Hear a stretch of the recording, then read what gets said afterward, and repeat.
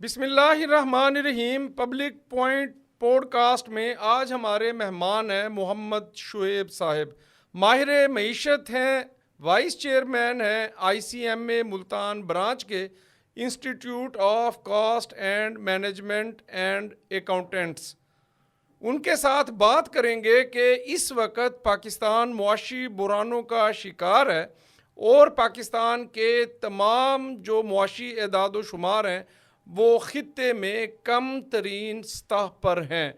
हम इन मसाइल से कैसे निकल सकते हैं, उनकी मामलात पर क्या नज़र है और उनकी इनपुट्स क्या हैं। अस्सलाम वालेकुम। वालेकुम सलाम सर। कैसे हैं आप? अल्लाह का शुक्र, ठीक मुझे है। बहुत खुशी महसूस हो रही है कि एक नौजवान शख्स जो मईशत पर मुकम्मल अबूर रखता है वो मेरे प्रोग्राम में आज मेरे साथ मौजूद इट्स है। Really an honour sir for me कि आपने इनवाइट किया और इस हॉट टॉपिक के ऊपर जो इस वक्त पाकिस्तानी कौम की एक ज़रूरत बन चुकी है उसके ऊपर बोलने का मौका दिया, अपने राय देने का मौका दिया। बहुत शुक्रिया सर। देखें, मईशत पर इस वक्त जो अवेयरनेस है ना, वो हर पाकिस्तानी की अशद तरीन ज़रूरत है, जी क्योंकि मईशत के जो हमारे करोड़ों पाकिस्तानी हैं उनकी ज़िंदगियों पर जो असरात हैं वो इंतहाई गहरे हैं। जी जब हमारी मईशत जो है वो डिस्टर्ब होना शुरू होती है तो उसका जो सबसे पहला इम्पेक्ट है वो जो छोटे कारोबारी हजरात हैं, जो जी हमारे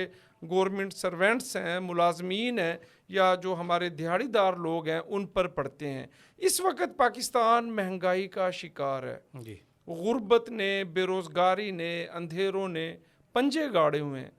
और इस वक्त सबसे बड़ा मामला जो है, जो संगीनी है, वो ये है कि नाउमीदी फैलती जा रही है। आप किसी भी दूसरे पाकिस्तानी से बात करें, वो कहते हैं यार पाकिस्तान में रहना, सरवाइव करना, ज़िंदगी गुजारना जो है वो इंतहाई मुश्किल हो चुका है। इसके बारे में आप क्या कहते हैं? सर, आपकी बात से इत्फाक करना पड़ेगा अनफॉर्चुनेटली, और मजबूरन आपकी बात से इत्फाक करना पड़ेगा कि हालात वाकई बद से बदतर होते जा रहे हैं। और लॉन्ग रन के अंदर तो हमारे पास कुछ ऐसे असरात नज़र आते हैं हमें कि हमारी इकॉनमी के अंदर बेहतरी होगी, लेकिन शॉर्ट रन के अंदर हालात अभी बहुत ज़्यादा हम पॉजिटिव साइड पर उनको नहीं देख रहे जाते हुए। तो डेफिनेटली जो हमारे स्किल्ड वर्कर है या स्किल्ड लेबर है, जो एजुकेटेड क्लास है, उसके पास तो अपॉर्चुनिटी है कि वो बाहर के मुल्क में चले जाती है। लेकिन जो पाकिस्तान के अंदर हमारा लेबर क्लास है, जो स्मॉल बिजनेसेस है, जिनकी सारी जमा पूंजी इधर ही इन्वेस्ट है और यहीं पर उनके बिजनेसेस चल रहे हैं, तो उनके हालात वाकई बद से बदतर होते जा रहे हैं। और उसमें अभी शॉर्ट टर्म के अंदर तो ऐसा कोई बेहतरी की उम्मीद भी हमें बहुत ज़्यादा वाइबल नज़र नहीं आ रही। लॉन्ग रन के अंदर ये है कि हमारी चूँकि कुछ प्लानिंग्स है जो कि इकनॉमिक क्राइसिस से निकलने के लिए, तो उनके असरात आने के अंदर नहीं, कुछ ना हमारे कुछ पास क्या, भीख मांगने के अलावा हमारे पास कोई दूसरी प्लानिंग ही नहीं है। जब भी हमने कर्ज़ों को रीशेड्यूल करना होता है, हमारी कोई हैवी ऐसी आती है कि जिसमें हमने अपने कर्ज़े पे करने होते हैं, हम वो कशकोल उठाते हैं और हम कभी सऊदी अरब, कभी हम UAE, और कभी हम जो है ना वर्ल्ड बैंक, कभी IMF। इसके अलावा तो हमारे पास कोई ऑप्शन ही नहीं है। ऐसा इसलिए मैं ऐसा कह रहा हूँ कि लॉन्ग रन के लिए हमारे, अगर हमारी प्लानिंग लॉन्ग रन में होगी तो हम इन चीज़ों से निकल सकेंगे, वरना अगर हमारी शॉर्ट टर्म प्लानिंग है तो हम हर साल यही किया करेंगे कि भीख मांगेंगे और उससे अपनी पुरानी भीख की अदायगी मेरी करेंगे। जेब खाली हुई है, जी मैंने आपसे लाख रुपए मांगा है जी और वो मैंने अपने अल्लों तलल्लों पे खर्च कर दिया है, यूटिलिटी बिल्स भर दिए हैं, घर जी में बच्चों को सैर व तफरीह करा दी है, इंटरटेनमेंट कर ली है, और उसके बाद फिर मैं आपके पास मांगने जी आ गया हूँ। अब सर लॉन्ग रन के अंदर हमें इन चीज़ों को एड्रेस करना है। असल में जो सर हमारी वीकनेसेस होती है उसी को हम किसी वक्त अपने अपॉर्चुनिटीज़ भी बना सकते हैं, स्ट्रेंथ भी बना सकते हैं। सर पाकिस्तान के पास इस वक्त सबसे बड़ी स्ट्रेंथ है, वो है यूथ। आपकी स्किल्ड यूथ है जो इंग्लिश बोल सकती है, एनर्जेटिक है, पैशनेट है, न्यू टेक्नोलॉजीज़ को समझती है। आपके सामने से एक लाइव एग्जांपल है चाइना की। सर चाइना ने अपनी इसी पॉपुलेशन को, इसी यूथ को जब एक बिजनेस इन्वायरमेंट प्रोवाइड किया तो इस वक्त पूरी दुनिया का सबसे बड़ा मैन्युफैक्चर चाइना बन चुका है। अब पाकिस्तान के साथ यूथ आपके पास है, पाकिस्तान के पास दो स्ट्रेंथ है। एक तो पाकिस्तान की यूथ है जो कि 30 ईयर्स से कम है। बाकी बहुत सारे ममालिक आपने देखे हैं जिनके पास जो आपकी यूथ है वो नहीं है, वो अपनी एक इनोवेशन की क्लास से बाहर निकल चुके। इसके अलावा पाकिस्तान का सर पॉपुलेशन, अब पाकिस्तान एक बहुत बड़ी इकॉनमी है। अब सर अगर हम यूथ को फैसिलिटेट करते तो हमारा जो आईटी सेक्टर है, आईटी सेक्टर पाकिस्तान का इस कदर ब्रॉड सेक्टर है जो कि हमें आने वाले दिनों के अंदर कोई लाहेअमल दे सकता सबसे है। ज़्यादा अपॉर्चुनिटीज़ इस वक्त इंफॉर्मेशन टेक्नोलॉजी सेक्टर में है, इसमें कोई शक नहीं बिल्कुल। और आप ये देखिए कि इंफॉर्मेशन टेक्नोलॉजी सेक्टर के अगेंस्ट हमें मिलता क्या है? सो हमें मिलता है foreign remittances, foreign reserves, dollars.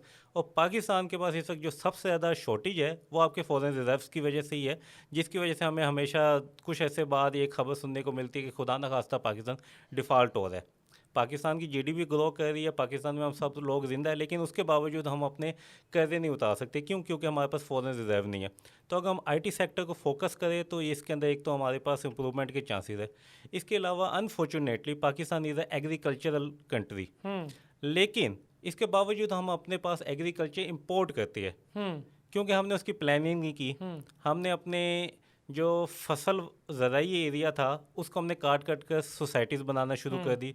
उसके ऊपर हमने जो हमारे पास थर्मल पावर थी वो हमने लगा दी, जिसकी वजह से जो एक ओवरऑल एनवायरनमेंट के अंदर पॉपुलेशन हुई है तो हमारी जो पर एकड़ कल्टीवेशन थी उसकी प्रोडक्टिविटी जो थी वो कम होती गई। तो दूसरा हम अगर रिसर्च नहीं की हमने, रिसर्च हम नहीं- आगे बढ़े नहीं। हमने जो सीड की वैरायटीज़ हैं हम वहीं पे बैठे हैं। अभी भी देखें कि शुएब भाई जी। कि कॉटन जो है, जो पाकिस्तान की जिसको वाइट गोल्ड कहा जाता जी। था और जिसको एक्सपोर्ट करके पाकिस्तान के अंदर फॉरेन रिजर्व आता था, आपको पता है 10 मन पर एकड़ से कम एवरेज है इस साल 2023 में। जो हमने कॉटन कॉस्ट की है जो अब तकरीबन आलमोस्ट क्लोज हो चुकी है 10 मन फी एकड़, और जो हमारे दोस्त ममालिक हैं ये दुनिया भर में जो आप देखें कि 100 मन के करीब लोग जो है पर Produce कर एकड़ रहे। उसकी ले रहे हैं। तो हमने काम ही नहीं किया, हमारे इदारे काम ही नहीं करते, रिसर्च ही नहीं करते। सही है आपकी। अनफॉर्चुनेटली आपकी बातों से एग्री करना पड़ रहा है, तकलीफ दे है, लेकिन सच्चाई यही है कि इस वक्त आप ये देखिए कि पाकिस्तान का जो मोर देन 35% एक्सपोर्ट है वो टेक्सटाइल सेक्टर से है।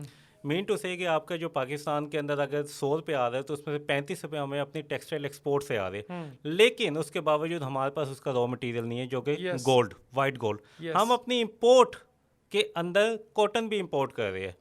एक एग्रीकल्चरल कंट्री के लिए जिसके पास वाइट गोल्ड था, जिसकी हम एग्जांपल दिया करते थे कि मिस्री कॉटन के साथ पाकिस्तानी कॉटन की क्वालिटी है। अब पांचवा या छठा बड़ा मुल्क था कॉटन जी। प्रोड्यूस करने वाला पाकिस्तान। लेकिन ये कि दुनिया जब भर हमने में उसको दूसरी क्रॉप्स की तरफ शिफ्ट कर दिया, रिसर्च एंड डेवलपमेंट नहीं की, तवज्जो नहीं दी तवज्जो नहीं दी, प्लानिंग नहीं की लॉन्ग रन के अंदर, तो अनफॉर्चुनेटली सारे अपग्रेड मसाइल नहीं आए। किया। जी।